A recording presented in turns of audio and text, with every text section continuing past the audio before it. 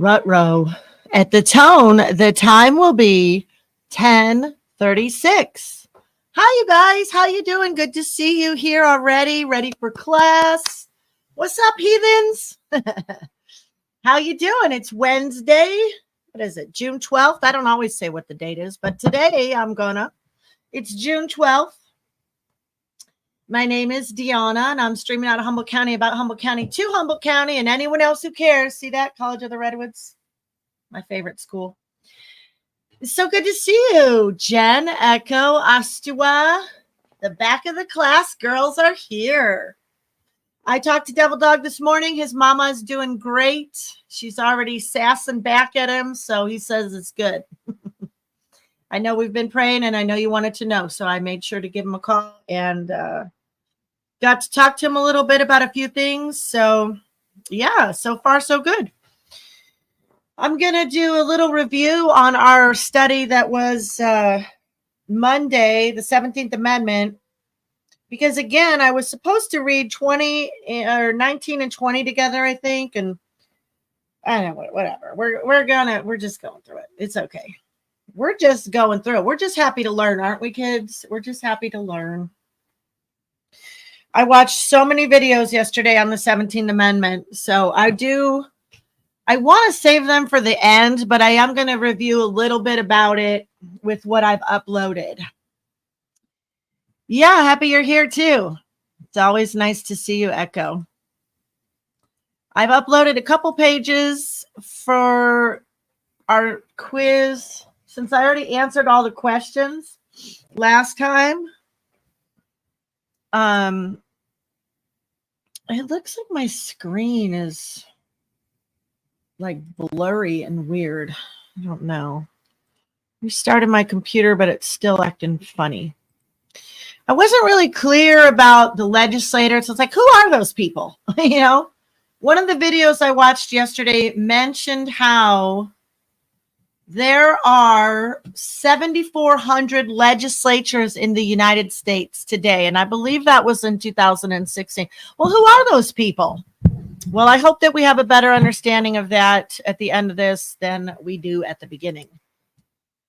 Talking with Devil Dog briefly, those people are our commissioners, our city council, our board of supervisors, those people making laws in our townships. So we're going to talk about the 17th Amendment before we go on to our new lesson today. And then at the end, I want to share a couple videos, but I don't want to do that at the beginning just because I don't want to get lost in videos. So let's read a little bit about this here. The 17th Amendment. It is important to know the historical background of this amendment, which mandates the election of senators by popular vote. George Washington was one of the foremost proponents of a Senate with members appointed by the legislatures. When Jefferson returned from France, he expressed concern as to the purpose of the Senate and why it was not elected by the people. Washington asked him why he poured his hot drink in his saucer before drinking it. Jefferson replied, to cool it. And that, Washington commented, is what the Senate is for. The Senate is to cool down any hot-headed or imprudent legislation from the House. They are the greenies coming into Congress. The purpose of the Senate was to veto any radical movements designed to break down property rights, states' rights, and the established order of constitutional government. Senators were to represent the states as sovereign entities, and the founders decided that the best way to achieve this would be by having the state legislators appoint them. The House responded to the demands of the populist movement and approved an amendment for the popular election of senators in 1893, 94, 98, 1900, and 1902, but each time the Senate either ignored it or voted it down. 17th Amendment was finally approved by both the House and the Senate in 1911 and was ratified by 3/4 of the states in 1913. And just a little bit more about this. The last amendments, let's see, 17 through 27. I mean, they were just, we read these when we did the last course that we did, The Making of America, together with these These amendments after 10 were just all so wonky. And I'm not going to read all that. Let's see. So here's what happened with 17 Amendment. The Senate of the United States shall be composed of 2 senators from each state, elected to a 6-year term by the people thereof, and each senator shall have 1 vote. This provision gave the people of each state the right to elect their United States senators instead of having them appointed by their state legislatures. The founders had assigned the Senate the responsibility of representing the states as sovereign entities, which is why they were appointed by the state legislature rather than being elected directly by the people of the state. This was so that senators would not be compelled to involve themselves in the popular issues of the day, but could concentrate primarily on the protection of states' rights and on maintaining and establishing order. Now, listen up. This was their primary duties. Their assignment was balancing the budget, keeping taxes as low as possible, tempering the radicalism of the House, and serving as the elder statesmen of the Congress. The elder thinkers. You get that? So we'll do a couple short videos at the end of that. At the end of our new lesson that we're going to learn today, we're going on to the next one. Hey, Camo, good to see you. We're going on to, let's see. You know, we have the principle, now we have the lesson, and they're just not even lining up the same. So it's the 20th principle. Efficiency and dispatch require government to operate according to the will of the majority, but constitutional provisions must be made to protect the rights of the minority.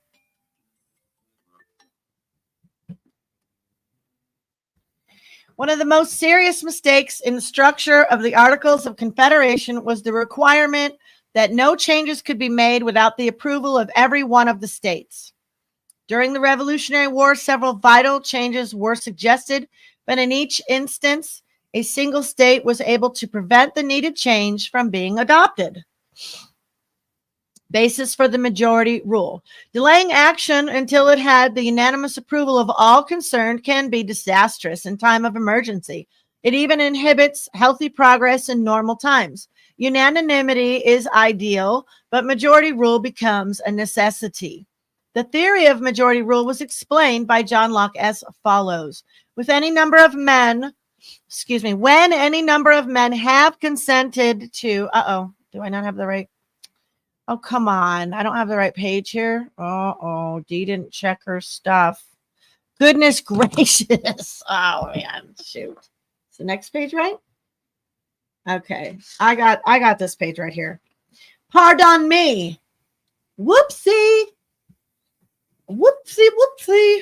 I'm not going to go looking for it right now. It's just one page. When any number of men have consented to make one community or government, they are thereby presently incorporated and make one body politic, wherein the majority have a right to act and conclude bind the rest. In being one body, it is necessary the body should move that way whither the greater force carries it, which is the consent of the majority, or else it is impossible it should act or continue one body. And thus every man, by consenting with others to make one body politic under one government, puts himself under an obligation to every one of that society to submit to the determination of the majority and to be concluded bound by it. Problems of securing unanimous consent. John Locke then dealt with the problem of having to wait on unanimous decision before any action can be taken. He stated, "For if the consent of the majority shall not in reason be received as the act of the whole, nothing but the consent of every individual can make anything to be the act of the whole, which, considering the infirmities of health and avocations of business, which will necessarily keep many away from the public assembly, and the variety of opinions and contrariety of interests which unavoidably happen in all collections of men, it is next to impossible ever to be had. Majority rule by necessity. It has sometimes been argued that a bare majority of one person scarcely justifies the making of a final decision for the whole body. It has been argued that it would be better to have a substantial majority of perhaps 2/3 or 3/4. In the Constitution, a provision of this type was incorporated in the text for the purpose of initiating amendments. A 2/3 majority is also required for the purpose of overriding a presidential veto. Nevertheless, this requirement was considered dangerous when applied to the routine business of the Congress. Alexander Hamilton explained it as follows: to give a minority a negative upon the majority, which is always the case where more than a majority is requisite to a decision, is in its tendency to subject the sense of the greater number to that of the lesser number. The necessity of unanimity in public bodies, or something approaching towards it, has been founded upon a supposition that it would contribute to security, but its real operation is to embarrass the administration, to destroy the energy of the government, and to substitute the pleasure, caprice, or artifices of an insignificant, turbulent, or corrupt junto to the regular deliberations and decisions of a respectable majority. The public business must in some way or other go forward. If a pertinacious minority can control the opinion of a majority, respecting the best mode of conducting it, the majority, in order that something may be done, must conform to the views of the minority, and thus the sense of the smaller number will overrule that of the greater and give a tone to the national proceedings. Hence, tedious delays, continual negotiation and intrigue, contemptible compromises of the public good. Minorities have equal rights. Nevertheless, the American founders had suffered enough from the tyrannical conduct of Parliament to feel highly sensitive to the rights of minorities. Thomas Jefferson referred to this in his first inaugural address on March 4th, 1801, when he said, "All, too, will bear in mind this sacred principle, that though the will of the majority is in all cases to prevail, that will to be rightful must be reasonable, that the minority possess their equal rights, which equal laws must protect, and to violate would be oppression." We have already treated the problems faced by minorities. It is important for us to remember that every ethnic group in the United States was once a minority. We are literally a nation of minorities. However, it is the newcomers who feel they are not yet first-class citizens. It is the responsibility of the minorities themselves to learn the language, seek needed education, become self-sustaining, and make themselves recognized as a genuine asset to the community. Meanwhile, those who are already well established can help. The United States has built a reputation of being more generous and helpful to newcomers than any other nation. It is a reputation worth preserving. Once upon a time, we were all minorities. Eric, good to see you, honey. Oh, yes, we got Andy Girl in here confusing us all with her name. Andy Girl, I think you should change it to Andy Boy. Why let him know you're a girl? You know what I'm saying? I think you need to change that. Good to see you, Eric. Be strong. Be of good courage. God bless America. Long live the Republic. Freedom forever. Freedom forever.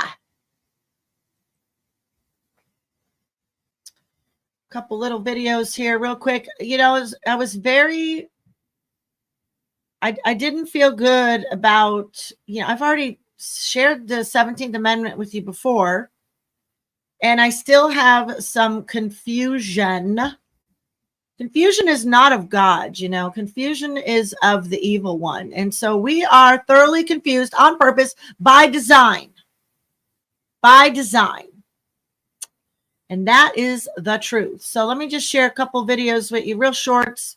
They're longer videos themselves, but I'm only going to play a couple minutes of it, of each one here. So let me share this one. Let me share this one. Let's listen to this guy here. I think this is right about where I want it. Let me make sure.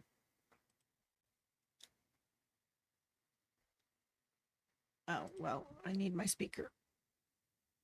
I need my speaker to work. Is it removes from the minds of voters the idea that... No, that's not where. Must be early on here. They get to him early on.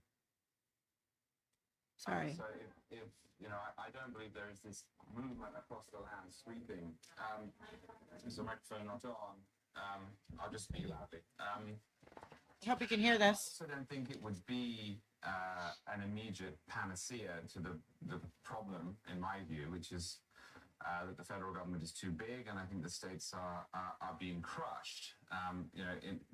Sometimes this argument is presented in too simplistic terms in the way some people will tell you, we just had an Article 5 convention and we could just get the changes I want, then the country would be fixed. The problem, of course, being that if you could get the level of support you would need for that sort of change, that we would already have fixed those problems. And that, I'm skeptical of a balanced budget amendment for that reason. I think if there was a groundswell in favor of one, we wouldn't have a budget problem. What I do think, though, is that it would start to help recalibrate the way in which we see the federal government. I think one of the problems with the 17th Amendment is it removes from the minds of voters the idea that the Senate is supposed to be the place in which the states are represented. Why is this not The working? reason that matters is after 1913, and it wasn't just the 17th Amendment, there was a lot more that did this, including the New Deal. I think we've come to see the federal government as being almost a separate layer. So people think, well, I vote locally and then I vote nationally. And that has led to a mindset in which the limited role of the federal government, we need to have a federal government, but the role in which the federal government plays certain limited roles that don't really cross over into what the states do, has been diminished. Now, it was suggested on the last panel repeatedly that the 17th Amendment was a good thing because it brought in a more democratic way of doing things. And democracy is a tool. It's one of the American founding principles, but so is localism. And I don't see the Senate and I don't see the pre-17th Amendment status quo as being undemocratic so much as I see it as being a mechanism for enforcing localism. I also don't see the idea that people get to vote on their senator as necessarily being likely to produce better outcomes. I mean, the fact is, as was mentioned also on the earlier panel, that we have a primary system at the moment in the United States that doesn't necessarily produce the best candidates. I know it was at the federal level, but I think the election we just lived through might demonstrate that. Okay, I think I played everything I wanted to play of his statement. Let's see here. Can't deny that. Hold on, I took a picture where I wanted to have this pick up here. This is a pretty long one. I do want to get better at putting the links in. I guess I got my link ability back with YouTube. Now I'm able to somehow that my links are showing up again. For a while they're like, no, you don't follow community standards, and so you may not have your links. Okay, let me go back to here. This was pretty great to understand, to comprehend what's going on here. What's going on here, you guys? What is going on here? What I'm saying is very low. I know it's very low. I'm sorry. Turn up your volume. And so we're going to hear first. Now, can everybody see this, or do we need to dim these lights a little bit? I will read it to you. You don't have to worry about that. I just want to make sure you can see it. All right. So we're going to hear first from the legislators of the state of Virginia from 1799. Now, this is the best. This was the best definition of a legislator's role that I have ever found. It says, unwilling to shrink from our representatives' responsibilities. Don't you wish we had some state representatives who were unwilling to shrink from their responsibilities? Well, maybe they don't, because they have absolutely no idea what their responsibilities are. They think their responsibilities are to gather as much federal funding as they can so they can pass that on to you. But that's exactly the opposite of their responsibility. Watch here. Unwilling to shrink from our representative responsibilities. It would be deceitful in those entrusted with the guardianship of the state's sovereignty. They are talking about themselves. They're saying we have been entrusted with the guardianship of the state sovereignty. And we, the state legislators, have been entrusted with the guardianship of the state sovereignty. And it would be deceitful for us who we are acting under the solemn obligation and the following oath. I do swear that I will support the Constitution of the United States. Two roles your state legislator has. Two fundamental primary roles. Everything else comes secondary. Number one, to guard the state sovereignty. Number two, to support and defend the Constitution of the United States. Now, let me mention to you that they look to be one and two, but when we understand the purpose of the state and the construction of the Constitution, we understand that they're exactly the same thing. Because when the states are no longer sovereign, the Constitution is no longer preserved. So they say, because we are the guardians of the state sovereignty, because we are acting under the oath that we must support and defend the Constitution, we must warn you of federal encroachments. Now, when the world is working in its right order, what comes first, the encroachment or the warning? The warning, right? We got backwards. If we ever have it, we have state governments competing and fighting for federal encroachments. Give me that money. Give me that money.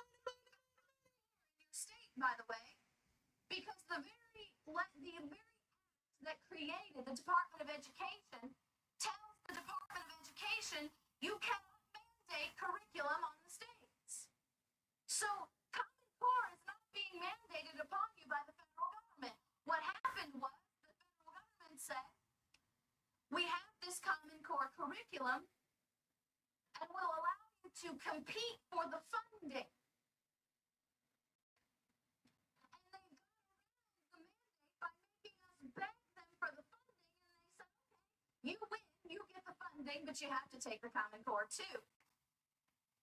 Now, if your state legislators were doing their job, they would have warned you that this is an encroachment and the destruction of the sovereignty of the state, and the ultimate destruction of the Constitution. That's right. But they said it's deceitful of your state legislators not to warn you of encroachments, which, though clothed with the pretext of necessity or disguised by the arguments of expediency, clothed with the pretext of necessity. We must have health care or we're all gonna die. I got bad news for you. We're all gonna die. National health care just allows the federal government to decide who dies, when, and where, and how they die. Gross. Gross. I hope that helps you to understand a little bit better, comprehend a little bit better. There's one more I was just going to play a couple minutes of, and I will really try to put these in the description box. There's the last couple streams, I'm like, I need to add those in Rumble, especially, mostly just in Rumble. I mean, I could put it in both, but you guys know I do end up deleting a lot of my YouTube videos. I just like to play them live so people can have the convenience of watching on YouTube, and then, you know, before they slap me again, I usually take it down. So let's just hear one more couple minutes of this. I'm not gonna play the whole thing, but this was a really good one too, to try to help comprehend. This is where we really lost a lot of our protections. These senators were supposed to guard our states from federal encroachments, and instead they're all in bed with each other. The framers had two things in mind with the original composition of the Senate. They essentially thought that, in contrast to the House, which would always be populist and sort of defined by hardscrabble political campaigning, the Senate instead would elevate the best people, business people, war heroes, lawyers, and so they would bring probity and judgment into the body. The House and the Senate were two parts of one whole, the U.S. Congress, and the House was elected every 2 years. They had smaller districts, and people could register their satisfaction or dissatisfaction pretty easily. They wanted to make sure that popular sentiment didn't really determine whatever the whole Congress produced, and that's why they had state legislators elect U.S. senators. That's why, and that's pretty good. Now, Chris Ann Hall has some really great advice in the rest of that video too, as to what we should really be doing as far as how to deal with the situation that we're in. You know, first thing is we got to comprehend it, right? We have to comprehend our own government, and that's a lot of work. And it's definitely not coming to us through the mainstream. That's for sure. That's for sure. Yeah, the founders looked upon the Senate as a body representing the states. It's all just one big ancestral party now. You know, it's just gross. And we already talked about their role, what they were to do, the encroachments, national health care, Common Core. It's always tied to the money. It's the grant money. And people are very much addicted to that money. They love it. They love it. And so, you know, that's the real pickle that we're in is, you know, if people don't have any faith in God and in humanity and in the private sector, why all we do have is government God, right? Trust government God. Government is God. That was the propaganda when they were signing off the Star Spangled Banner. I've shared that many times. That's on BitChute. The propaganda is even worse today. I just got done watching, yesterday I was watching a lot of meetings. So I was doing chores and I watched the Board of Supervisor meeting. I watched the City Council meeting. City Council had an emergency meeting. There's the Planning Commission. There's so much going on, and there's a few people that will come out and they'll share. They're in their lane. They're sharing what they want to share, but I just am not seeing the unity there just yet. And you know, we need to unite. United we stand.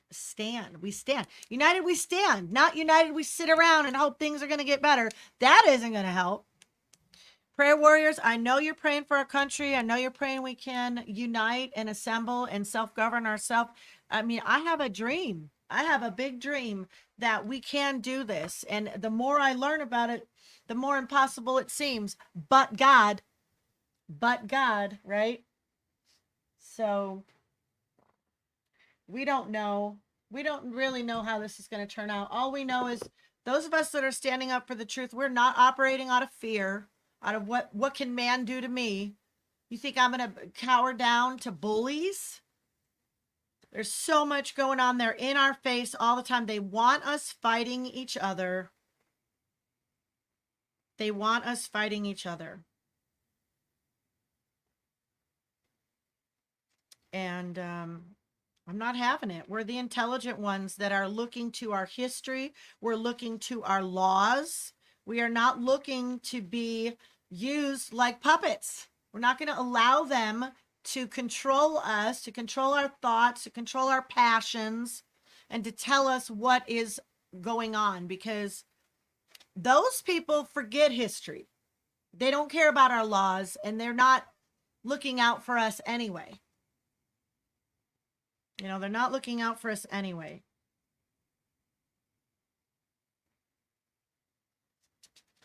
So we need discernment. So here's a little prayer. I'm going to end with this one.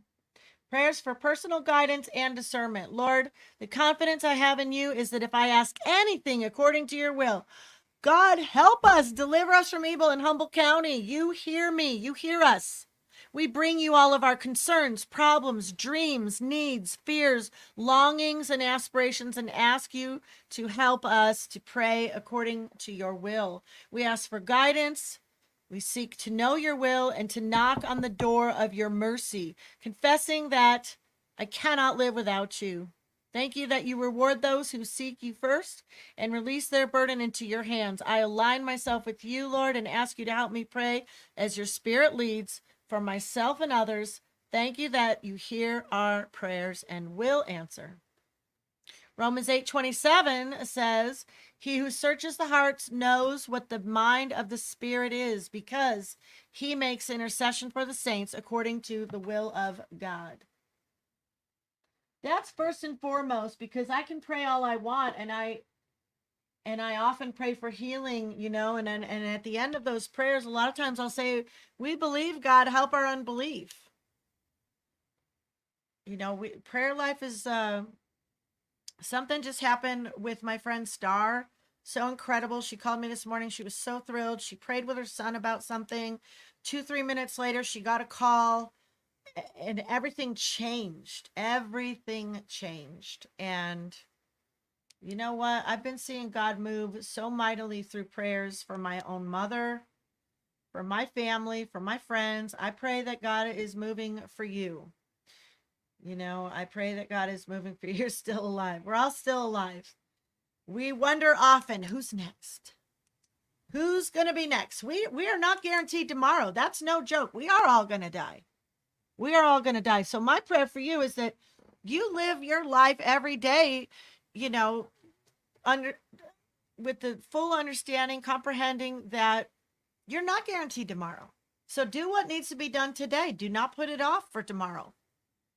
I can't even tell you how long I've lived like that. And it's not a fear thing. It's a very exciting thing. It's very exciting to be on God's good humor. It really is, There's a lot I want to share with you guys. I can't promise I'll be back later today. I don't really rightly know when I'll be back. I'd like to come back maybe today and stream about some of the things that are going on in these meetings. I think I finally have some more dots connected where I could try to relay what I think is going on here. It's groupthink. It's all groupthink. It's all groupthink. It's all our money that's being used to be weaponized against us. Cool. Cool. I hope you are growing food out there, wherever you are, because right now the sun is allowing that to happen.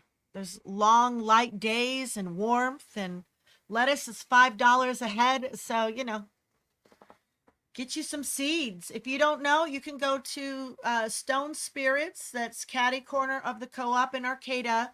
And Michael will give you free heirloom seeds. And when you get more than 4, he'll charge you 50 cents a package, which is a steal. It's a great deal. God is still on the throne. Man is doing lots of crazy things. God still directs our paths. He still orders our steps if we are in tune with him. Amen. I feel sorry for people that don't believe in God. All they have is to look around this world and look to the government for their help and look to other humans for their help. It's no bueno, man. It's no bueno. God is amazing. Those that deny God, I only can feel sorry for them anymore. People that don't read ancient books, they're missing out. Because progression, children are always the involuntary victims of progressive ideals. Look at what is going on in our schools. It's really gross. So yeah, I don't know when I'll be back, but I always long to be with you guys and share these things. It kind of wears me out to listen to the meetings. It used to pump me up and want me to get on and share and stream, but like now it can be so draining because, it just looks so hopeless, but I have to still believe. I still believe. I hope you do too. Amen. God bless you. Peace out.